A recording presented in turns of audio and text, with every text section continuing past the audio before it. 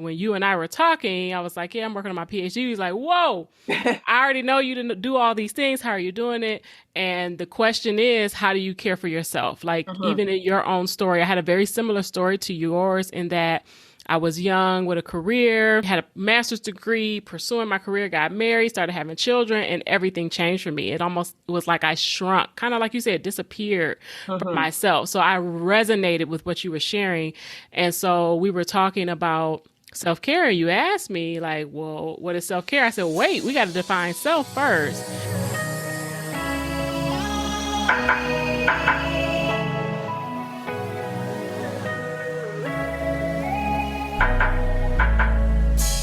You're listening to the Experience Freedom Podcast. I'm your host, Ajene Gaylord, and I endeavor to educate, encourage, and empower women to embrace emotional healing and eradicate the stigma of mental health in the body of Christ. On this episode, I have a friend joining me to talk about self-care. Erica Lee will be my guest for this 2-part series, so stay tuned.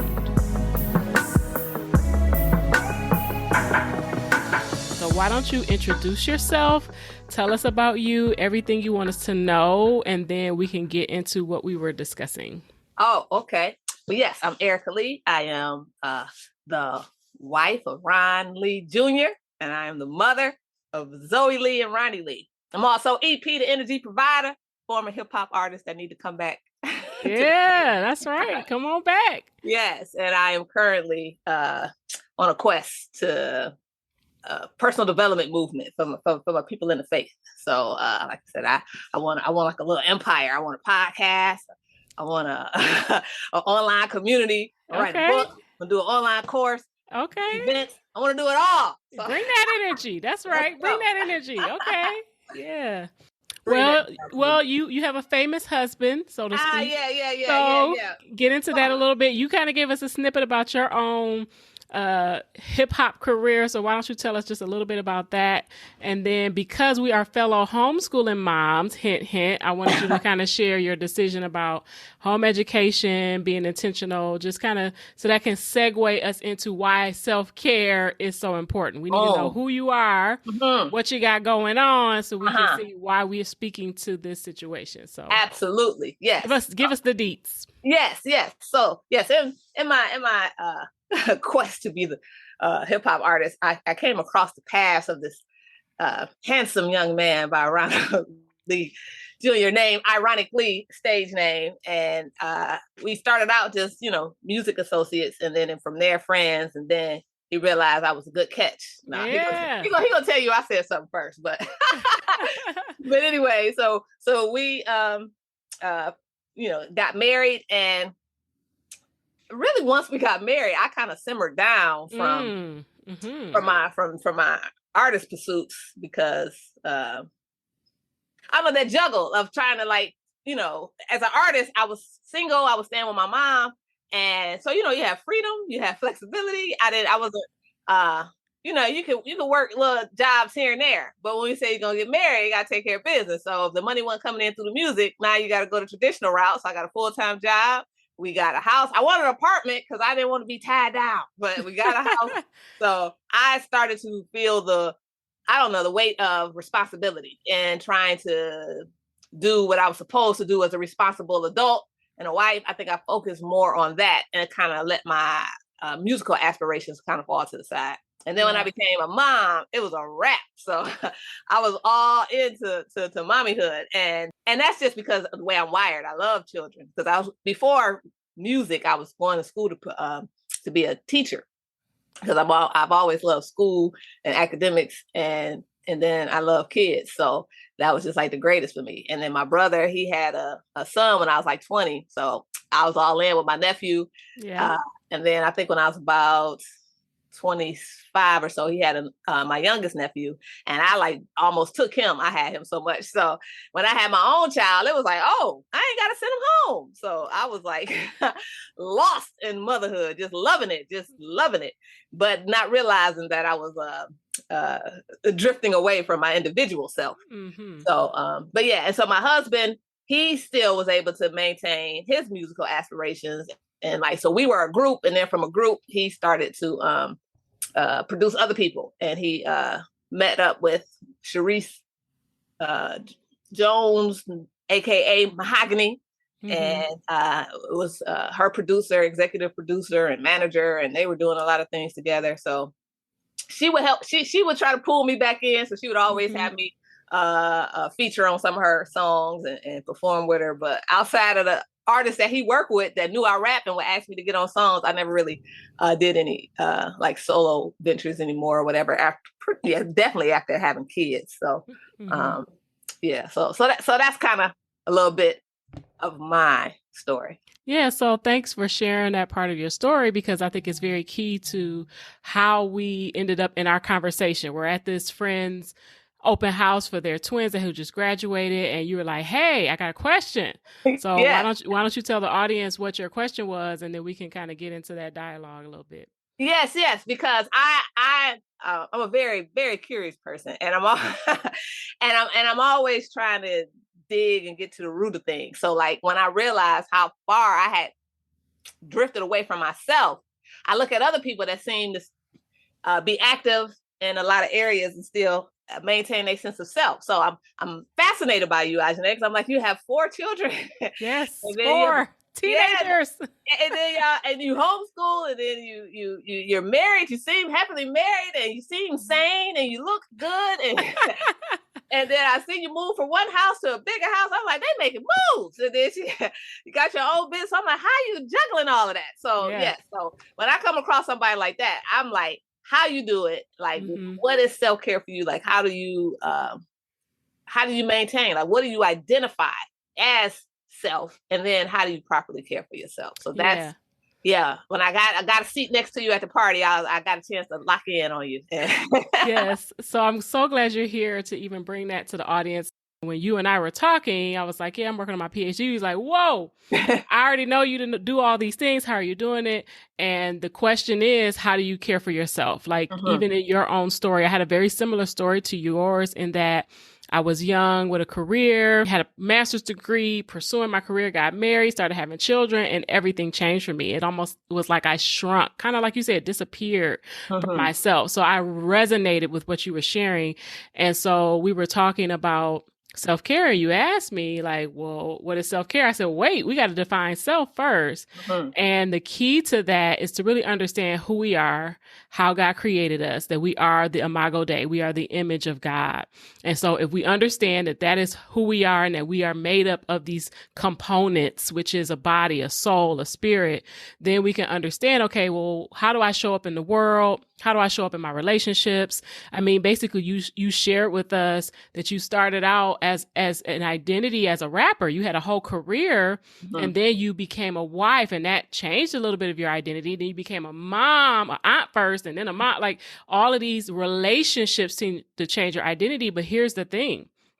Those are just relationships. Those are not who we are. That's how we relate to the people around us. Those are titles that we carry, that we hold, that kind of identify how we show up in different relationships. But who we are is who we've always been. We first became a daughter. We were first born. So if you're a female, if you're a male, you're a son. So you're first born into your family. Your first relationship is to your parents, and then any subsequent siblings and that kind of thing. And so your family of origin often can shape who you are, but the self really is the core of your being. And in order to care for yourself, you have to fully understand how God created you to be.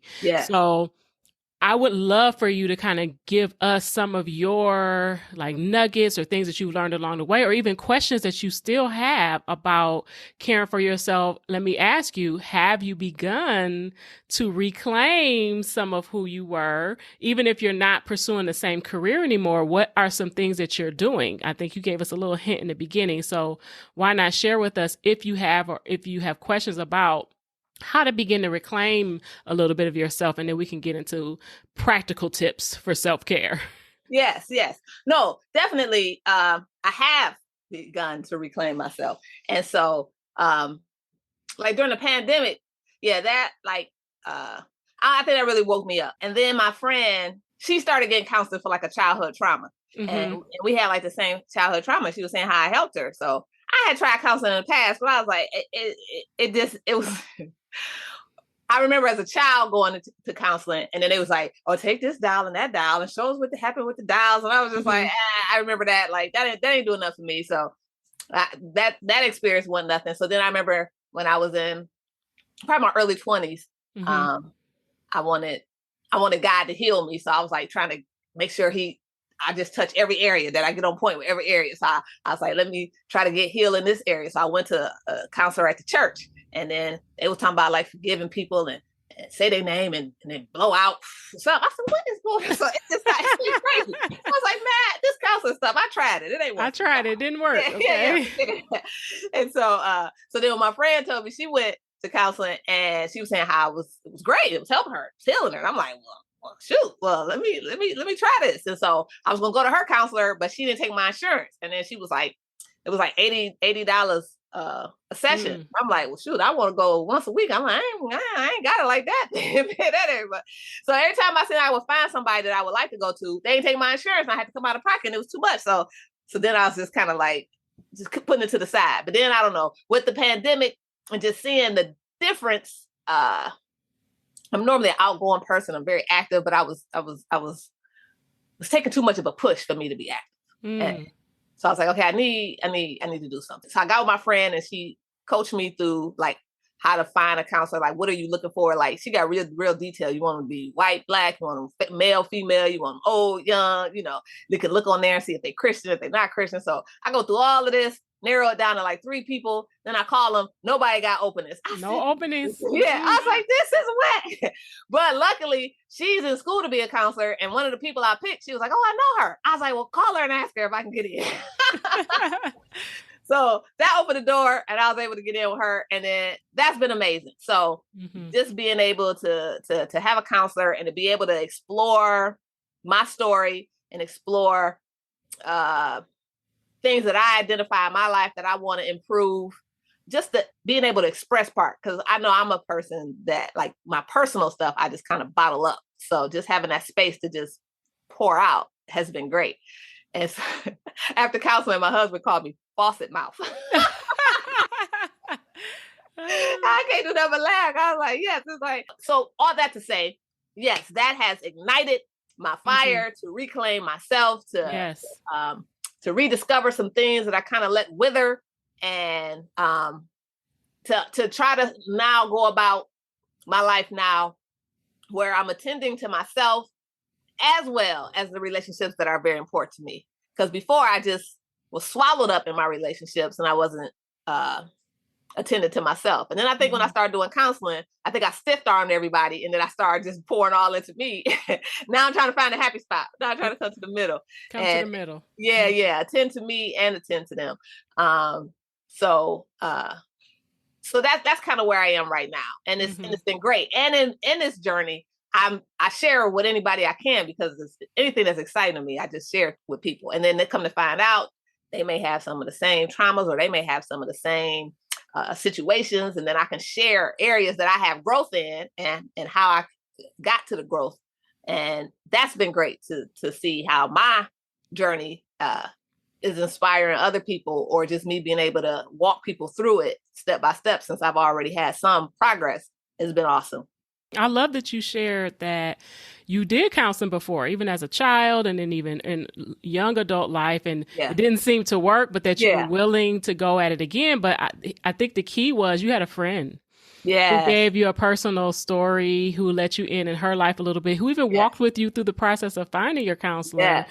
And sometimes that's part of the challenge, especially on my podcast. I really want to eradicate the stigma of mental health. Like, it's almost like counseling and therapy comes with this stigma, these connotations, like it's wrong or it's bad, or you have to have some extreme event. But really, it's just a matter of having somebody to walk alongside you. And so your friend even showed a measure of counseling in that she shared her own story with you, and then she helped you to identify a professional who was going to take you further. So I think we should not discount even those relationships that are not professional relationships, but they can also bring us some of that healing. because even our conversation was healing to me in order to just kind of put in perspective self-care. Because you told me that you and your counselor got into a bit of argument over what self-care is. So why don't you share with us what she said and then how you responded to that? I'll say what I was taking from it is that it seemed like she was saying like self-care is like, go get a bath. Yeah. Go get a massage. Light a candle. Yeah. What makes you happy? Do what brings you joy. And I feel like, yes, that is an element of self-care, right? Gotcha. But I'm a person that likes to go deeper and get beyond the surface. And so that may be one aspect. And so this is what I've come to notice as so far in my journey for self-care. Like, I feel like self is like your desire. So that will be if you want to get a massage, if you want to go shopping, if you like a certain TV show, whatever, right? Do your thing. I was talking to my one friend. She said she started crocheting. When I asked her, I said, what's your definition of self-care? What do you do for self-care? Oh, I started picking up crocheting again. I was like, that ain't it. But so one part I will say desires, but then the other part I noticed is awareness. And so that awareness is being aware of the creator. Like I like what you said, knowing your identity. So yes, but you have to know his identity first, the one who created you. So awareness of the creator, the father, and then the heavenly father. And then it's your story. And your story is your family history, your family experiences, your individual childhood experiences, your adult experiences. Like all of that is your story. And then you got from knowing the creator, from knowing your story, you learn your identity. And then from that, you be aware of what is your current situation. And then you need to know what your future projected situation is. What your hopes are. Yeah. Yeah. So you have to go into discovery mode and get an awareness of these things.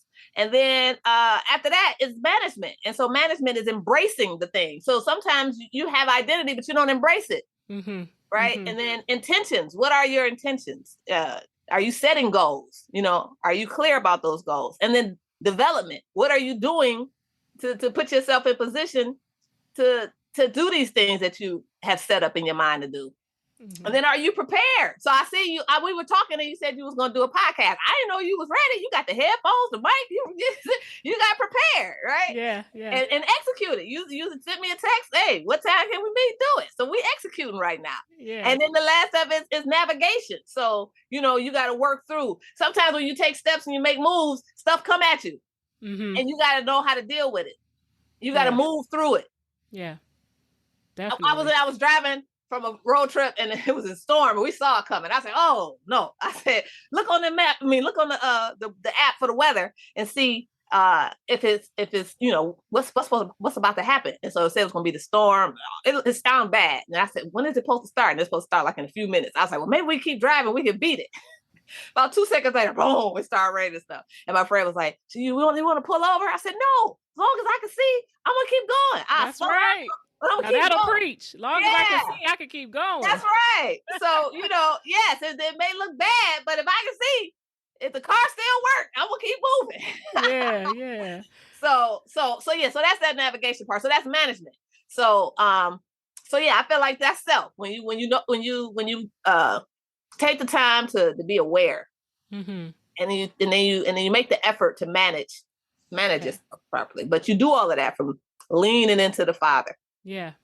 Leaning into who he is and who he's designed you to be. And then he gives us support along the way. Like he gives us natural talents, he gives us a body and we're supposed to take care of it so it does function properly. And then he gives us relationships. So I like when we talk and you was like, one of the things that we need is community. And so, I tried different things, but on my own, but when I had somebody with me to walk me through it, more success. And that points back to identity, because our God is a triune God and he created us in community and he created us to be in community. Like, think about the 2 greatest commandments. I was talking to my daughter last night about this, and I was like, the 2 greatest commandments that Jesus gave us were to, 1, love God with all our heart, soul, mind, and strength. And number 2, to love our neighbor as ourself. And that's a a triune kind of experience. First, we love God, we love ourselves, and in extension, we can love others. It's this community kind of reminder. Love your neighbor as yourself. That means being engaged, being in relationship, being connected. And even the fact that we often can encounter these relationships that tend to seem like they're difficult to manage. Being a wife and a mom is no joke, okay? Yeah, Being a friend and an auntie and a cousin and a coworker, like these relationships require effort, and we have to manage that. We have to forgive. We have to ask for forgiveness. We have to be willing to extend grace. You know, there's all these components to relationship that are difficult to manage. So not only are we managing self, but then we bring ourselves into these connections and this community, whether it's our faith community. I'm in academics, and so I have a whole academic community that I'm connected to, whether it's your extended family, your family of origin, the people in your household, all of these different components, all of that means community. Your friend being community to you, again, walked with you through this process to help you identify a counselor who was best fit for you. And you've kind of testified to the fact that it's working now, right? You tried it before, it didn't work, but it's working now. So you mentioned at the top of the show that you are in a pursuit of something that you're passionate about. So why don't you tell us a little bit more about that production or that quality of work that you're putting out, so we can know more about how you're showing up in the world and engaging in that way? Right now, it's in development, but tell us what you're doing. It's a development stage. It's like my personal relationships are getting it. Listen, I'm so excited. My brother, I went to see him Sunday. I don't know, put him on blast, but I don't think he cares.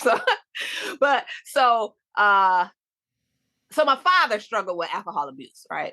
And so now as an adult, my brother does too. And so I was able to help support him into getting help with that. And so, and like I said, with me, when I tried counseling, at first it didn't work, but then now it does. A couple years ago, I helped him get in a program and it was working, but then he left. He ended up moving out of state. And so he comes back and I'm like, all right, get you back in. And so now he's in a different one. The first one was in Detroit. So, you know, like when they was in the in-treatment part, it was nice. Then they put you in like a transitional home, and I was like in the middle of the hood. I was like, that was bad business. So now this one, he out in like Ypsilanti or something. So it's just a different outside environment. You know what I mean? The community is better. So now when he's in the traditional house, it's better. But anyways, I went to see him. He's doing so well, and it was just to see the transformation is great, and it's good to see when you put things in the Father's hand how it works out. Because I could try to force him, and I probably have in the past. So when you can just know your role, and you can let the Father do what he do, and then you can give space for a person to respond, it's amazing what happens. That's a form of self-care. Knowing boundaries, right? Yeah, that's a form of self-care. Yeah. Being able to manage what you can manage. That goes back to the management piece. It's not for you to manage someone else's life. You can relate to them. Yes. You have a responsibility to them, but you're not responsible for them.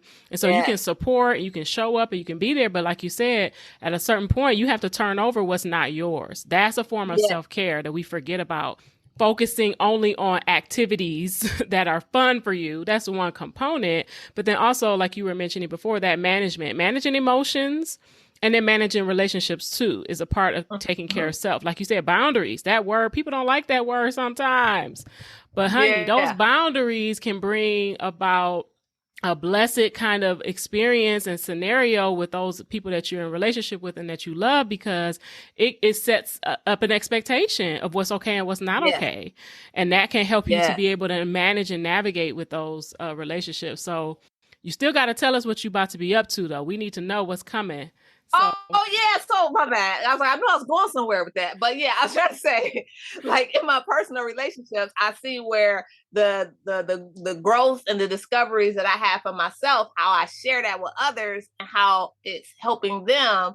And so now it's like I want to open that up to more of my relationships, and then even people that outside of my personal reach. Yeah. So I just wanted to I want to put together like a little book of my journey so far. So people know I'm speaking from experience. Yeah, that's awesome. And then, like I said, I want to do a community, an online community, because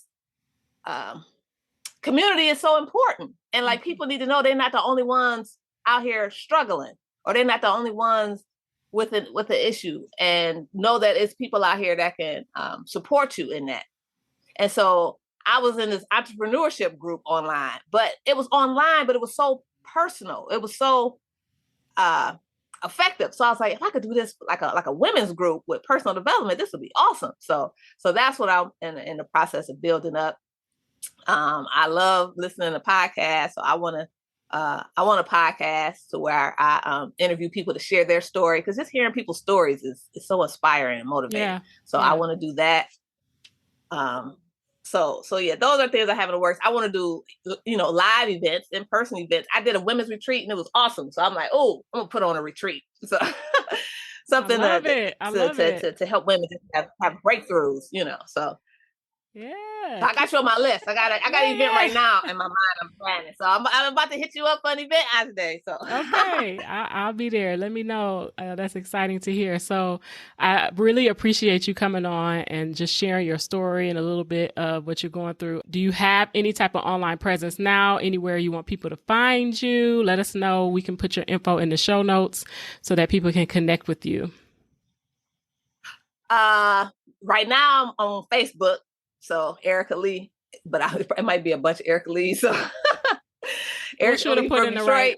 We'll put it on the right page. Put it in the right one. Yeah. But I try to I post on there. I try to do it transparent and motivational content on there.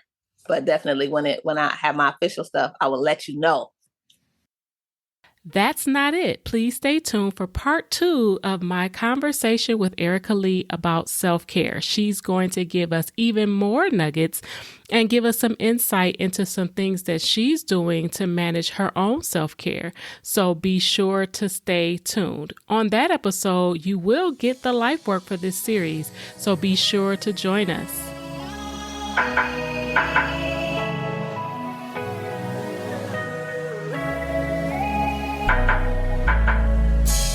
That's it for this episode. If you have been enjoying listening, please consider sharing and subscribing to the podcast. And until next time, remember, you have been set free to live free, so choose freedom.